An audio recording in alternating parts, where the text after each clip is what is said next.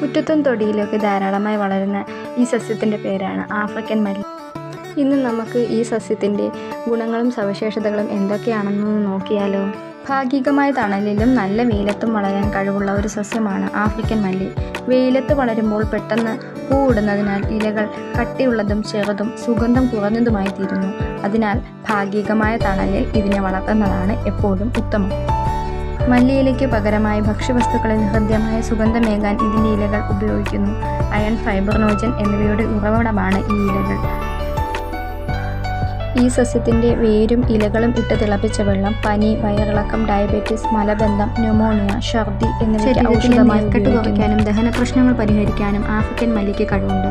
കാഴ്ചശക്തി മെച്ചപ്പെടുത്താനും ഇത് ഏറെ ഫലപ്രദമാണ്. ഈ ചെടി കണ്ടിട്ടുള്ളവരൊക്കെ ഒന്ന് കമൻറ്റ് ചെയ്യണം. ആരുടെയൊക്കെ വീട്ടിലാണ് ഈ ചെടി ഉള്ളതെന്നും കൂടി ഒന്ന് കമൻറ്റ് ചെയ്യണം കേട്ടോ. അപ്പോൾ വീഡിയോ ഇഷ്ടപ്പെട്ടാൽ എല്ലാവരും ഒന്ന് ചാനൽ സബ്സ്ക്രൈബ് ചെയ്ത് സപ്പോർട്ട് ചെയ്യാൻ മറക്കരുത്.